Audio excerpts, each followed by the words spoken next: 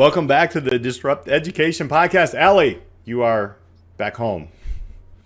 I am back home this week, but I am just coming off of getting my skydiving license. It's official. I'm Yes. officially, they call it license to kill myself.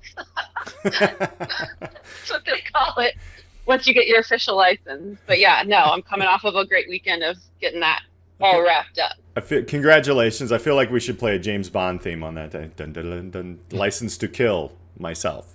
Little pause there. But yeah, and you're heading all over the place. I mean, it's fun. I think it's great because as educators, you're taking a year and just traveling and doing and meeting people. You did some classes in New York and stuff like that. We'll go deeper into that later. But we have an amazing guest today. And his name is Andy. And Andy is actually a colleague of mine in an ed tech company with Spikeview, but also just an amazing individual. Talking a little bit about some homeschool versus public school and all over the place. So that's I think that's where we're going to go. So Andy is here. Hi, Andy. How are you? Peter and Alli, good to be with you. I'm ready to believe that hype. That's quite the intro. Yes. Well, I do that, and then everybody just knocks it out of the park. So no pressure. No. I'm sitting up a little bit taller. People can't hear me, but or see me, but yeah, I'm on the edge of my seat. They can on the YouTube channel. So I can't wait to find out what I'm gonna say. Well, let's jump in first. Kind of give it a quick overview of who you are and what you're about, because you've got an interesting past. But we'll jump into that later. But what are you doing these days? You're kind of in an interesting transportation industry areas and working on some ed tech pieces. So give us a little overview. I'm Andy Boenau, and I have been working, maybe since third grade to get away from traditional work ideas. I've been in a very traditional industry, public infrastructure, for over 20 years, but I'm constantly asking myself, what do I want to do when I grow up? And not just in a flippant, I don't like this, I hate my job. I love the work that I do. I've always loved that kind of work. Like, why are we stuck in traffic? What makes it so bad? How do you design streets? Why do you do it the way you do it? That interests me. But what veered away to the fringe of that industry is it's a competitive business. You have all these firms that are competing with each other to plan downtowns and design buildings and things like that, design bike paths. And they all pitch themselves in the same kind of way. And that is, our company is the best place to work 2020. And we had these 3 big wins in the last year. And they all do that. And so nobody really stands out from the crowd. And so where Peter and I met in the education world was this idea of, how do you stand out and pitching yourself? This is something that I've been working with my peers for a long time. And then I came across Spikeview, this technology tool to help a student portfolio, to help kids figure out who they are, what they're good at, what they enjoy doing, and then figuring out what those opportunities are. That, I thought, well, isn't this exciting? I can be involved in helping young people early in their life figure this stuff out, so that they don't have to wait until they're in their 30s, 40s, 50s, and it's on them to win work for their companies. And they're like, well, you should hire our company because we have a bunch of people with college degrees. I mean, that just doesn't cut it. Sounds like traditional education there, Alli. What do you think? So, what I am really interested in here, and I'm going to quote you, okay? Because Andy, when I asked about you coming on this podcast to share your views, you said, I double family dare you to publish my opinions about education from a homeschool perspective. And that, I feel like you just set yourself up perfectly to share your opinions about education and really this idea of your lifelong journey to kind of make your work fit into this model of what I would consider a non-traditional way of looking at work and how that ties into education. Yeah, and even now, I mean, what I do for work now, I cut my own self off earlier, I guess, is I help people with messaging. So people that are in the boring industry of architecture, engineering, planning, big data, I help them figure out these messages and how to talk about themselves and pitch themselves, which if you're going into that industry, this is not presented to you as an option for work. Um, and if you're in, so yeah, that just doesn't come out of the traditional model of, hey, everybody, sit in the room with people that are the exact same age as you. No, not for 5 minutes, all day, hours, and then watch somebody at the front of the room, listen to them, take tests all in the same way, just all that kind of stuff. It's just, that's not real life. But I guess, so my experience in schooling, and this sounds silly, but it wasn't until I was an adult that I learned there's a difference between schooling and education. Because I thought for a long time, I hate education, but I didn't. I hated school. I hated being in school, stuck in that plastic bucket. I mean, I loved being around people. Recess and lunch were awesome, but not school itself. So my parents, when after junior high, I guess I was headed into 8th grade. My sister's a year younger, so she was headed into 7th grade. My parents and some friends of theirs decided to opt out. They were looking for options in private school. We were in Northern Virginia. I mean, this is in Fairfax County outside of Washington, D.C., which is well known for their education system. So it wasn't like some far-flung place where we have 8 people in the entire region who are capable of teaching. It wasn't like that. But they wanted, they were like most parents in the sense that they wanted what was best for their kids, but they were willing to ask some questions that others wouldn't, like, what if the best school was no school at all? Which was an interesting thing, because this is in the early 90s. So that, I guess, to go back to your question around just what was the experience that I went through. It was in that early 90s, before homeschooling was such a big thing, that I began this 6-year period of truancy, which is all kinds of fun. I didn't, I mean, I tell other people who don't have any context, I'm like, I didn't run away from home. My parents were actually complicit because we're living in this area that's known for its high performing school system, and they opted out. I mean, that's kind of an odd thing, but it was this team effort. And even as mainstream as it is now, it's funny. I try, like, even friends of mine who are my age, and I have 2 boys that are teenagers, and other parents just don't understand, if they never experienced homeschooling or had a friend that went through homeschooling, just how out there it was. It was so fringe. So my parents submitted their paperwork to notify the county, but the county did not give their blessing right away. So every time I left the house on my bike to go to Errol's Video or Little Caesars during the day, grab the pizza in the one long box across the handlebars, my mom was afraid that I'd get my teenage self into a confrontation with the cops, which, punk rock streak, I mean, that's highly likely. So a few years into that homeschooling experience, and without any arrests, my parents learned that high school kids could audit community college classes. So chemistry, biology, physics, the complex stuff that, makes a mess in your kitchen. So my dad got us a meeting with the community college dean, and the 4 of us, all 4, went in to basically watch my dad plead our case. And this is halfway into the lifestyle of truancy already. So we had no idea if this particular authority is going to be more concerned with his school following the system rules. I mean, granted, this isn't high school, this is a community college. Or is he more interested in helping kids learn some science? Like, is your goal preserving a system, or is your goal helping kids learn? So we get in there, and it was kind of fun to be in there as an outsider, like having that, like, part of you just wants to fit in as a high schooler or a teenager, and another part of you is like, we're not supposed to be here. This is awesome. But we go in there, the dean has a University of Florida degree or a diploma on his wall, and that's where my dad went to college.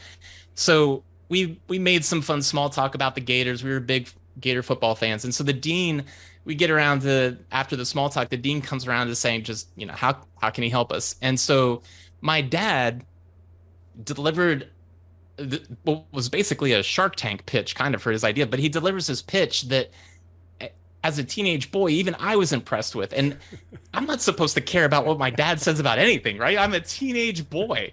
So he gives this recap of the community college's mission statement and then a few statistics about student demographics. So I'm just sitting there like absorbing it. It's not like this was a talk that he had presented over the kitchen table, like practiced on us. He just delivered this thing.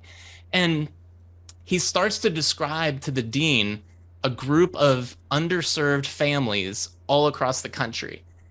This population of high school students who are being denied access to college education. So the dean is like leaning in, like, this is my thing. That's why I exist. I'm here to meet new people and serve marginalized communities if I can. I'm a community college.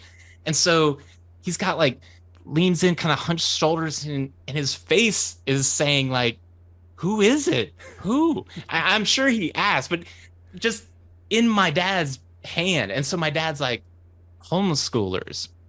It's this growing population that includes these two kids right here that you're looking at. So, of course, my sister's blushing and smiling. So he goes on I don't remember if it was 20 minutes or 45 minutes, but he goes on to tell the dean about how he and the whole community college, and maybe even the whole community college system, this was just one building or one campus from a whole bunch, how they could be a model for other schools who share a mission to serve their local community. So my sister and I are sitting there trying to keep our jaws from hanging open in awe.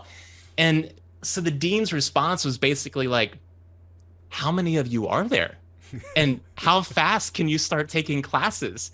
So we ended up getting enrolled. We were there long enough to each get associate's degrees. My sister is an OB now. And this wasn't supposed to happen because the system has its rules. It's orderly and predictable. You go through the government school system, you're all the same, you're fitted for conformity, and you come out with the same couple of options in the end. And so, my dad was basically, I tell people, he's like Iggy Pop disguised as Barry Manilow in there. It was like, it was his punk rock attitude delivered to this audience that they just needed smooth crooning. And so that's what my dad delivered. So like that was my experience going through, seeing even at an early age, before I was really starting to connect these dots of this disconnect between what school is supposed to do and what it actually does. That was a huge point. And the more that time goes on, the more I reflect back on that as being a real, I don't know, a foundational moment, or maybe it's a monument. It's a marker. It's a big marker where I can look back and say, the one big takeaway is this disconnect between what schools are supposed to do and what they're actually delivering. And then the other big takeaway is, how did we end up in that situation? My dad pitched himself and his family in a way that the community college dean needed to hear. Like, he was making the dean the hero instead of being like, hey, we could really benefit if you would go out of your way to be charitable to us. I mean, my dad just pitched everything in such a way that that dean was like, yes, you're right, you do align exactly with my mission. He didn't care about what our zip code was or what's your family income or anything like that. It was just, oh yeah, this is a community college, this is why we exist. So that's that idea, those couple of things I think about often now as I'm trying to help other people figure things out, like, who are you? What do you enjoy doing? What makes you a little bit different than the person next to you? And what kind of opportunities exist for you? It's that same kind of thinking, that mindset that my dad had sit there in the dean's office. I've got so much to unpack, Alli. I'm like, oh my, thank you. That's an amazing, and thank you for sharing that, because that's, I'm going to go kind of to a colleague of ours that we both know as Isaac Morehouse from Praxis. He always say, that's a signal. That's a signal. You're signaling things. He always use that term, which I love.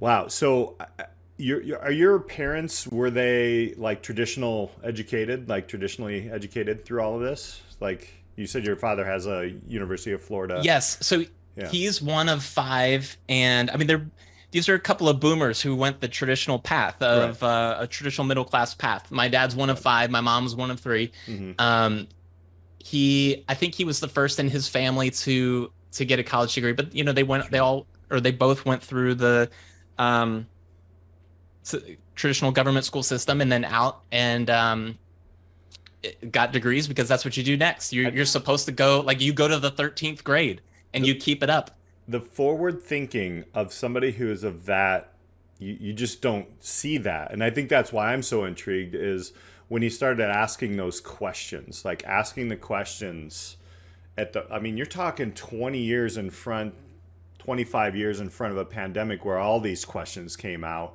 um, Usually you don't see a baby boomer parent asking those questions at all. So that's why Yeah. I'm intrigued by how that happened. That's very interesting. Yeah, I mean, when it comes to programming the VCR, there was definitely okay boomer kind of mentality from my sister and I towards them. But it's true. It's like they are both intellectual curiosity is one way to, I mean, that's a way that I would describe it now, but just they wanted what's best for the family, and so they were trying to think like what are our options. And so if they had in mind what's on the horizon, what is our end goal, then options are on the table. If Because they weren't thinking what are we supposed to do or what do we have to do, it was what are we trying to accomplish. We're trying to accomplish these three things or these five things for our family. And so it was a trial. It was like 1 year at a time because this it was a big deal to step out. Like there was some big family, like extended family rifts about this kind of thing. Hmm. I mean, there were some outsiders who were calling my parents child abusers for homeschooling us. This was I'm sure that still happens sometimes, but today, but that was yeah, that was not an easy decision for them. It wasn't just like we're gonna be thought leaders and do this thing. So How did just that kind of mindset, I try to model that, to think what's the goal that I'm trying to do, whether it's something as simple as cleaning the house or rearranging a room, or something big like helping a young person figure out career options. It's what's the goal, and then you can start reverse engineering. Well, should the traditional path work, or all these things that everybody else is doing, maybe that is the right way. Like maybe there's a reason you load the dishwasher in a certain way because the pegs make it really easy for plates to fit here and silverware to go here. Then good, do that thing. But it's not always that way. if this was like your formative years, right, where this all happened and transpired, besides like the career you're in now, how do you think it has affected your kind of thoughts around education with your own family and the reasons for maybe wanting to work with different models within the educational system? Like, how do you think that experience has kind of led you to what you're doing now and all that? Based on all the stereotypes, it's why I can't socialize. It's homeschooling is why I can't talk to other people. The, I don't know if you've heard, but that's what happens if you don't go to a traditional school. Um, I think there's a combination of things. Yes, I mean, in short, I think anything that we do impacts us in some way. So I would absolutely say that my experience um, being homeschooled and watching, like being in the room when my dad was giving that pitch to the community college dean, things like that, certainly had an impact on me. Not always immediately, because then I ended up transferring from the community college, going to Virginia Tech, and I tell people my parents helped me buy a civil engineering degree. Like I didn't see myself being this studious person. I didn't know what in civil engineering I was going to do, but so there were some elements of a traditional path involved. Um, but in hindsight, I think these things absolutely um, played a role in who I am. And then some, like I was describing about my parents' mindset. I don't know I don't know how much is nature and how much is nurture, but I like asking what if questions. I like sometimes I'm a contrarian, but sometimes I'm curious. I want to know why this. I mean, that kind of characterized my career. How within city planning and transportation planning, how I shift my career to some people, my friends were like, I don't understand how you went from this to this to this to this. And to me, it makes total sense because I was looking for things that interest me. And yeah, just always on the horizon for what do I like doing and what am I kind of good at and what's fun and where's there a market for this? Are clients paying for these kinds of things? And so reflecting back on school, it's the same kind of thing. Like if you are willing to reflect on what is the purpose of school? Why does it exist? Is it to crank out people that are all exactly the same? No, but or we don't think so. But then in practice, that is compulsory schooling as we know it is conformity. Like that's what it pumps out. And most people, I think, even teachers, very well-meaning teachers, are not familiar with its roots. But that whole idea was borrowed from the Prussians to make an orderly society. So they wanted people who could be factory workers and soldiers and serve the greater good. And that was the progressive mindset in the early 20th century. And it's funny that we have that exact model today, but it's taboo to look back in history and say, here's why it started. And we're doing the same thing. Does it make sense? So just thinking, like leaning back in your chair, staring at the wall and being like, if the purpose is conformity, then yes, this is a really good system. This is fantastic. If the purpose is to help children learn, then I don't think you wouldn't see people rage out when somebody promotes school choice or the growing movement that I happen to think is fantastic of money following students rather than following buildings. So if there is going to be public funding towards education, do those dollars go to a particular building, and so that if you live nearby, you happen to go to that school, or does it follow the student themselves and it doesn't matter which building they happen to go to, or if they stay at home and they're homeschoolers, some kind of unschooling sort of thing. So I don't think when it comes to learning versus schooling, is the current factory model necessary? Absolutely not. Like maybe that's for some people, but it's not necessary for kids to learn. And I think a couple of things that it does poorly, which I saw firsthand, just when my sister and I were being homeschooled, that because we're constantly, it's not like we were in love with this idea. We were certainly looking for flaws, and we were willing to point out, maybe get a loudspeaker and point out what we thought were flaws. But there are some distorted views of reality that young people get, and it sticks with them. And so they get older. So I'm a Gen Xer, and other Gen Xers still have, they look back at their past, and I think they still have these distorted views. But one is just this idea that everybody is basically the same. And in your household unit, you don't think this, or if you're in a block party with your neighbors and it's just 10 to 20 families, you don't look around at each other and think, we're all basically the same. Part of why you enjoy those things and each other is everybody's just a little bit different. So this idea that we're all the same, we all learn the same way, we all, we're not fidgety, that music doesn't have to make everybody move. Like you shouldn't have to, your body should not start dancing when you hear music. Like you need to just sit still and be still. That we all care about the same things, that we're all good at the same things, that we're all bad at the same things. That's just not real life. Like I told you my sister's a doctor. I could barely play the game Operation. Like I can't hold my hands still. And I hated those classes. She helped me get through chemistry and biology. But those are real issues that come out of the traditional model. And it's not just government schools. I mean, private schools fall into the same kind of traps. But then another distorted view I think school teaches you is that you have to be trapped in a room with bullies. And that's over time, I know that's one reason why some people have opted out of traditional school, I think, I mean, it's flat out abusive for grown-ups to force children in an atmosphere like that. If there's nothing they can do, like, or I mean, if there's something they could do, if they had an option, but to keep kids and just say things like, I've heard this many times, just kind of a flippant, well, you know, they'll learn to toughen up, they'll learn to get thick skin. Even if the bullying is just like, it's just verbal, like they're not getting physically pummeled, but in real life, conflict resolution often involves walking away, just vote with your feet kind of thing.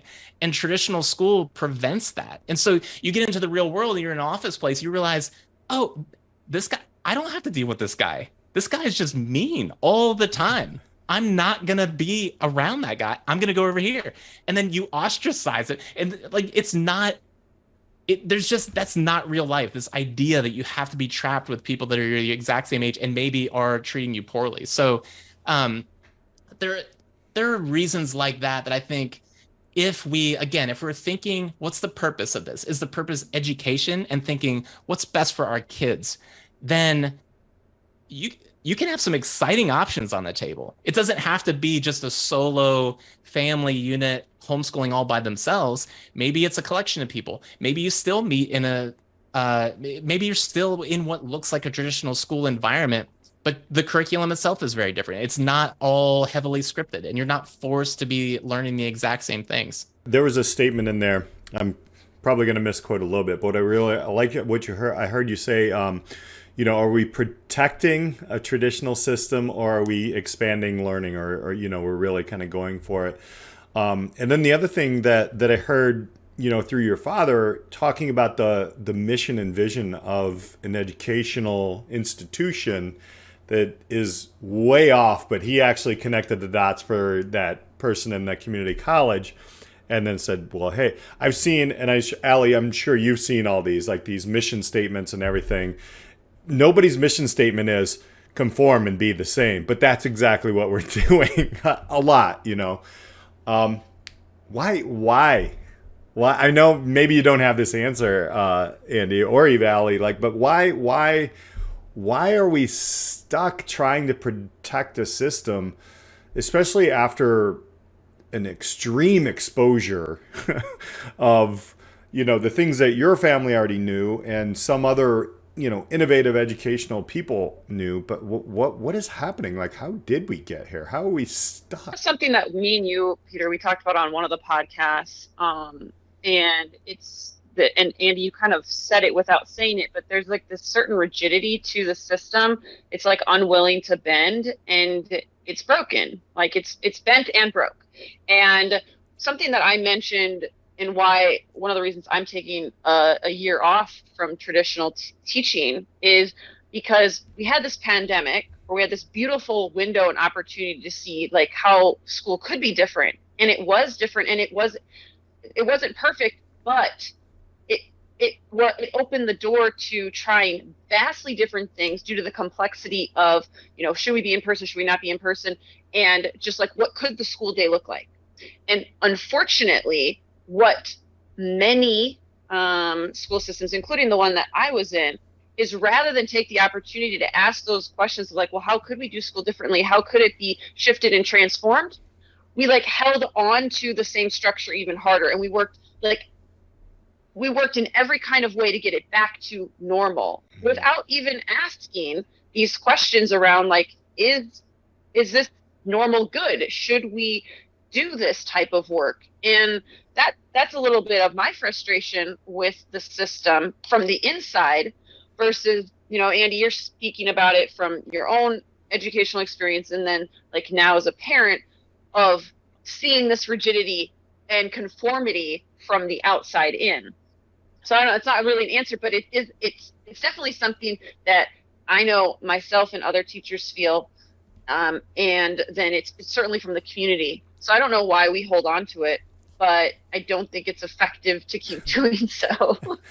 Our mission statement at this school, conform and be the same. I just want to see that somewhere. Just be honest, right? I think there might be an opportunity here with a teacher shortage as well. I think, there's pay, there's respect, but okay, even if pay isn't all there, but what about respect and saying, hey, teachers, you guys build this school the way, because yeah, there are some traditional educators, don't get me wrong. There are some that have never been outside the system and never seen anything else.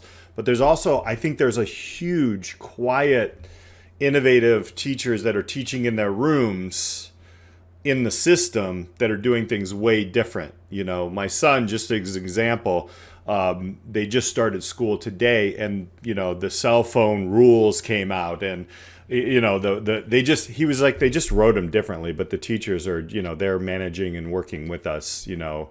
So it's not like butts in seat, off phone, everybody, you know. It's more like there are these innovative moments that are not captured for some reason. Well, you made me think of something else. And I guess this maybe is just because of my nature of pushing back with questions. But even when I'm skeptical when I even hear the very common, or read the very common headline about a teacher shortage, or hearing the phrase teacher shortage, because what if teacher shortage, that phrase, what if that does not include and I don't think it does, include all the people who are now writing and producing curriculum on YouTube or on their own, or on other education platforms, or any platform, writing courses and printing material in the form of, maybe it's in the form of a course, or maybe it's they're writing books and publishing themselves on Amazon. We have access to more information than ever before thanks to the internet. I'm always saying the internet is amazing. So if I want to learn anything at all, I can hop on the internet. I'm not so sure. I have never experienced a shortage of expertise out there. I have the opposite problem of trying to filter. There's so many people teaching, which is the best. And so there are several topics around marketing and photography and some other art, just art type things that podcasting. I don't say that I'm self-taught. I say that I was taught by experts, because I was like, I didn't just kind of fumble around with parts and pieces and take something apart and put it back together again myself. I went looking for ideas and people who sounded interesting, and then I just went down rabbit holes with different people. And so I would find fascinating people who it turned out were famous in their own industries. I had never heard of them, because why would I? It's not something I'm going to learn in K-12 environment. So even something like a teacher shortage, I think that shows the fact that that's the type of headline that we read, that it highlights this idea that the wrong questions are being asked. Are there enough people to pass on knowledge? My dad and I are about to do a workshop for a couple of universities around mentorship, and which will be kind of fun for the two. This will be the first time the two of us are doing this together. But there are tons of professionals in different. So using my worldview of public infrastructure, so engineers, planners, architects, those types, there are loads of people who are eager to help young professionals. There are whole groups and organizations around this kind of thing. So there are loads of mentors. They are all teachers in a way. But going to the earlier years of the typical K-12, I think we culturally aren't looking at it the way we should. If we're thinking about these things as, do we have opportunities? Are there expanded opportunities, or are we shrinking opportunities to help kids learn? Then yeah, Alli, like you said, the pandemic should show people, wow, there is so much potential. I mean, I don't know what the current, here we are in August of 2022. I don't know what the current numbers are for the homeschool percentage, just as one group, but I know they spiked at least a year ago. I think it was getting close to double digits in population percentage. I think it was getting close to 10 after years of like 2 or something like that. So that could be a transformational thing. It's the kind of thing that all it takes is a fringe group to lead the charge in something like this. And the one example of just that fringe idea is years ago. I'm trying to remember if this was in the 1940s. I think it was in the 40s, that a couple of brothers were in the potato business, and they were trying to keep up with the growing French fry movement. And as the French fry was becoming more and more popular, it was getting harder and harder to stand out. And then they got to the point when, um, in a grocery store, you could go down the freezer section and find these bags of frozen French fries. And so these brothers were like, what are we gonna do? What are we gonna do? So they were thinking like, all right, our purpose is we do potatoes. Potatoes are our thing. And they realized in making French fries, they were leaving tons and tons of scraps all over the floor in trying to make the perfect fry. So they came up with a system, got a new machine. They had to pay out of pocket for this thing to do something with all these blobs of scraps. And they ended up making these things they called tater tots. And at first, they go to this little like foodie festival, basically. It was for restaurateurs. And they tried to pitch this idea of the tater tot, and nobody was buying. And so finally, somebody was willing to take a risk at these tater tots. And they eventually got into grocery stores. And then the little known Heinz company, maybe you've heard of them, bought these guys' business. And so then they were set. But for the longest time, this idea of these tater tots was such a fringe thing that only a handful of restaurants would use them, only a handful of places here and there. And then at some point, there's that tipping point of it becomes mainstream and it's everywhere, it's ubiquitous, and you don't remember, like I don't remember a day without tater tots being a possibility. But there was a point in time when that was such a fringe thing. It's the same kind of thing with schooling. I don't think we need an overnight shift to, okay, now all traditional schools are now operating well. They're now good. They're no longer mirroring the post office of like, they have the monopoly on this thing that's terrible. They're never getting the outcomes. All we have is complaints, and requests for more money. It doesn't have to be this way. But all we need is a period of these fringe operators showing success, demonstrating with evidence, real life evidence, this works. Kids are learning, they're succeeding, and succeeding doesn't just mean grades on a piece of paper. It means they're accomplishing stuff and they're loving what they do. And that's pretty exciting. I feel like you've kind of painted this picture, and you haven't maybe piecemealed it into like a sequential format here. It's just kind of like tater totted together.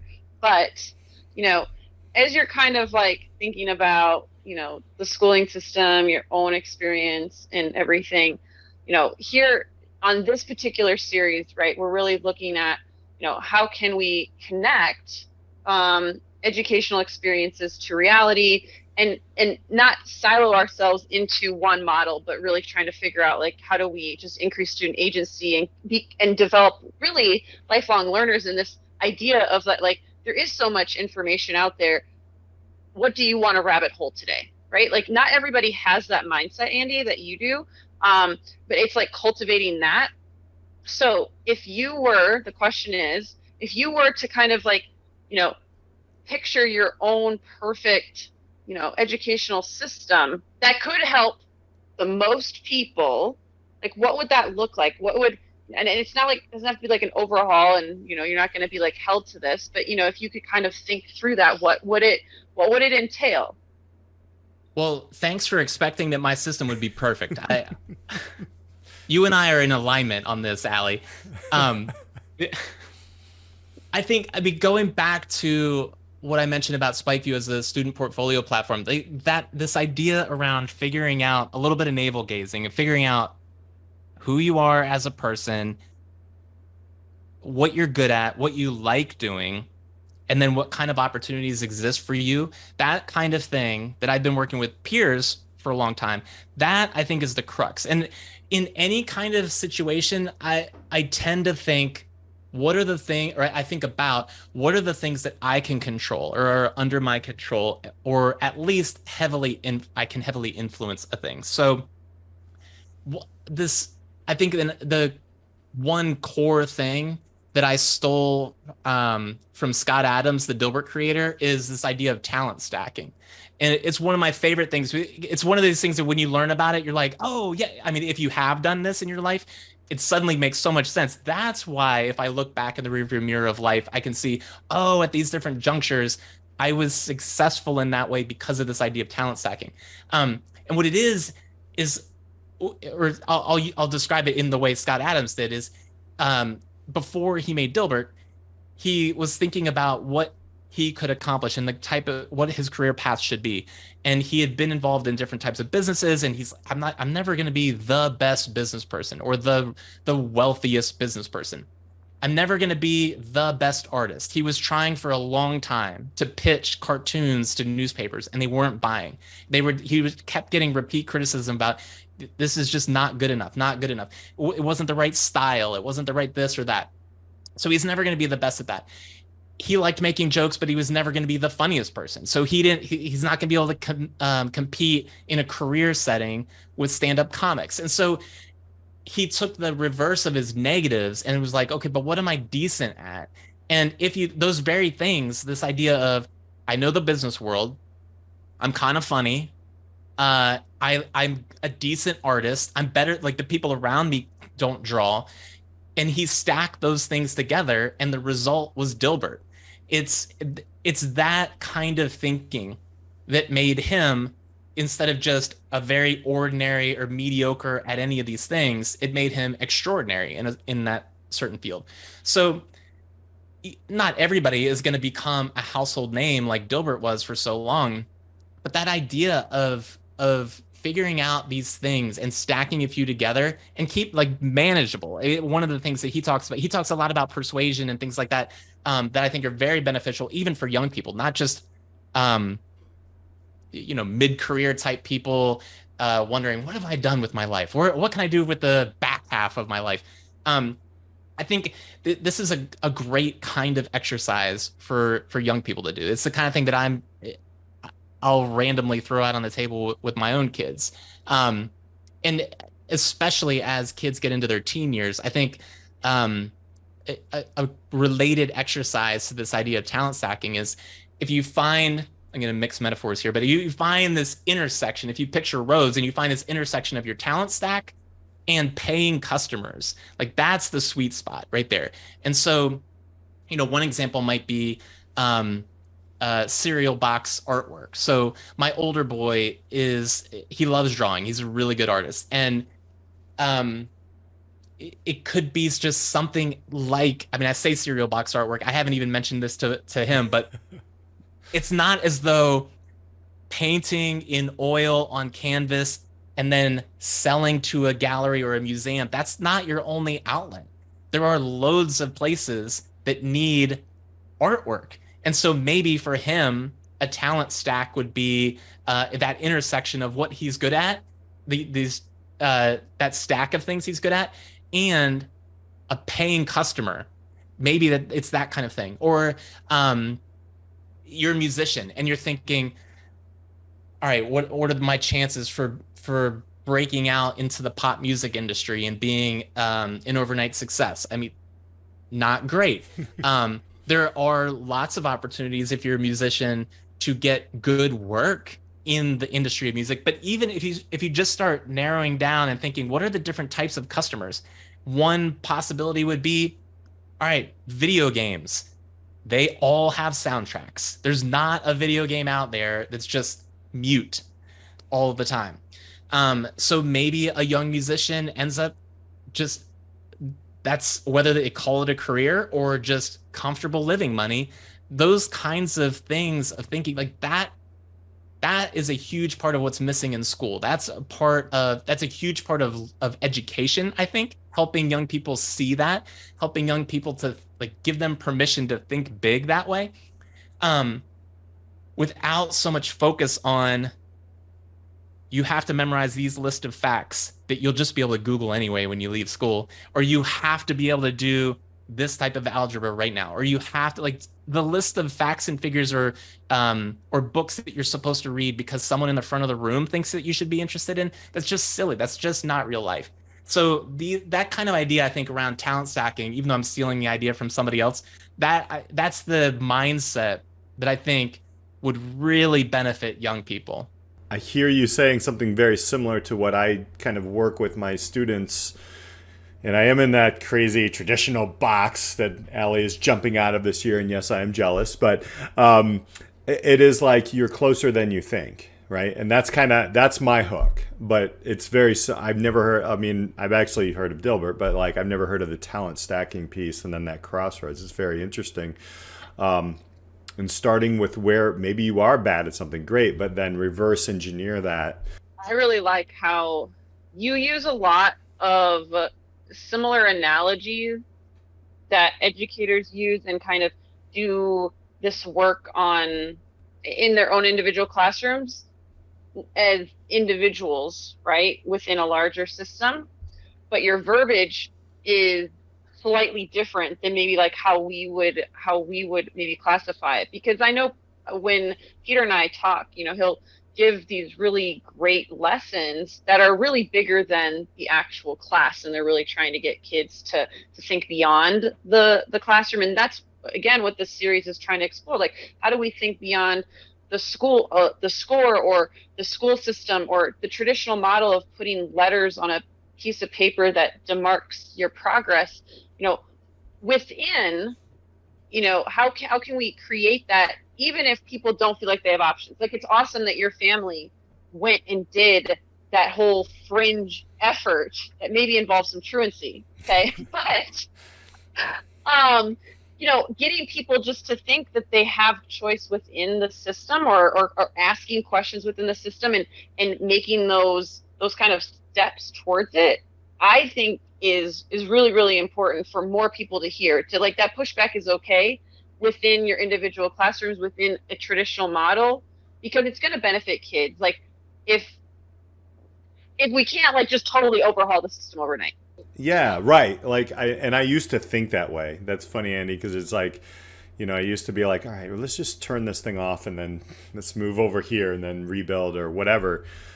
Another thing that I really liked, kind of how you express the fact of maybe we don't have a teacher shortage. We have a traditional education system teacher shortage, right? If you reframe it and then you start thinking, well, then, and now that after you said that, my mind is spinning because Totally was like, whoa, that's really right. You just dropped really a bomb great there, dude. Like stop making me think. No, but like it actually started thinking about, okay, and then how are we trying to fix it? Well, we're still trying to fix it in this box. Like, so let's just lower standards to get people in. Let's offer retirees more money. Let's go to a 4-day work week. 4-day work week's kind of out there. It's kind of over here. But then, well, wait, you're right. Yeah, and just by way of encouragement, I would say to others who feel like they're stuck and they don't have an option, they don't have traditional school is their path for the time being. They don't see a way out of it. Like, maybe it's a single mom who, it's like, how am I going to homeschool? I don't know anybody. I can't do a co-op program. I just don't know anybody. How am I going to do these things? Even if it's just asking these questions like we've been talking about through this show, encouraging your kids to ask these questions, or if you're a teacher, encouraging kids in your classroom to ask these types of questions of themselves. My mom was a piano teacher, so of course my sister and I had to play piano. I thought that I disliked piano when I got to be around 11, 12, 13.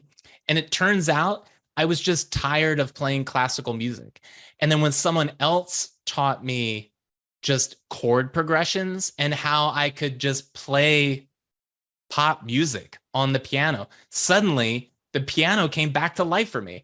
And like, my dad and I are drummers. The piano is a percussive instrument. Suddenly I wasn't just okay with it. I wanted to play it all the time. And so I was constantly going back down to the living room. We had a living room with a grand piano and a drum set, and I was constantly going back down to play at it. That would not have happened if it was just music equals classical piano. Reading. I thought until I was probably 18 or 19 that I hated reading. It turns out I just wasn't reading anything I liked. If you figure out what do kids like and then find some book along that way, they'll like reading because they like the topic. And then one last thing is, as far as, where does this stuff lead in the rest of life? This is related to that talent stacking idea. I never got any awards for urban planning. Like I was never going to be the best bike share salesperson or um, the best traffic engineer, analyzing how much car traffic there's going to be 20 years from now. The things that I've gotten awards and acknowledgments for over the years, they're filmmaking, writing, photography, podcasting. They're things that I've learned from experts because I was interested in them and I pursued that stuff. So when I realized I have this stuff at my fingertips through the internet, that just opened me up to all kinds of possibilities. And that is possible for any student who's stuck in the traditional school environment. They can still access these opportunities. Even if they don't have a fully open internet, because I don't think they should if they're a kid, but there are plenty of ways to learn stuff that's going to stick with you, and you can end up finding these talent stacks for each of the kids. No, you've dropped so much knowledge. I think I'm going to have to listen to this podcast like 4 or 5 times because it's so, I appreciate it. Andy, I want to give you a chance. Like, so you have, work with a kind of an eclectic group of all kinds of people, really. So how can people connect with you and, kind of find out more or even ask you some more questions about what you do? Easiest place that includes social links would be andyboenau.com. which is ANDYBOENAU.com. I'm most active on LinkedIn and Twitter.